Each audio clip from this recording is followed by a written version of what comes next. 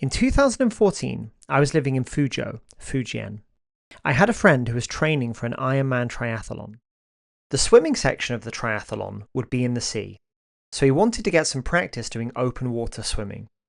He invited me and another friend to go with him to PingTan to do some bike riding and sea swimming. PingTan has received a lot of investment over the past decade and is now a well-developed tourist destination. But back in 2014, it attracted few tourists, and most of the island was still small fishing villages and farms. We loaded our bikes onto our friend's car and drove down. First, we went on a long bike ride in the north of the island. We then drove down to a very remote beach somewhere in the south of the island. We stood on the shore and, in the distance, saw a large rock protruding from the water. We estimated that the rock was probably about 1 kilometre away, so if we swam to it and back, that would be 2 kilometres. A good swim. Of course, we had no idea how far away it really was, and I very much doubt that our estimation was correct. We jumped in the water and started swimming out.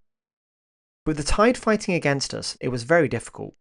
About halfway to the rock, we were all tired and realised we needed to rest. However, we were far away from the beach and there was no land close by on either side. We spotted a small fishing boat, swam over to it, and gestured to the lone fisherman to ask if we could climb aboard. He nodded, and so we pulled ourselves onto the boat. We couldn't communicate well with him, but he was kind and allowed us to stay on the boat as long as we liked.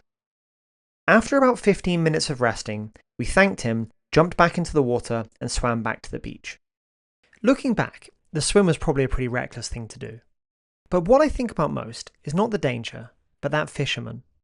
I remember his kindness, which helped to keep us safe. And I also like to imagine what it must have been like when he went home to his family and told them the story. 3 foreigners emerged from the sea off the coast of a rarely visited beach and climbed into his boat. They stayed for a while, then jumped back into the sea and disappeared. I wonder if his family believed his story, or maybe they thought that all that time under the hot sun had made him start to see things. Perhaps they thought he was imagining mermaids. Well, if by chance his family ever sees this video, I want to tell them that he wasn't seeing things. It really did happen.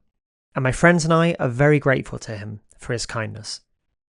If you enjoyed this story and would like to hear more, then subscribe to the channel, and I'll see you next time. 再见.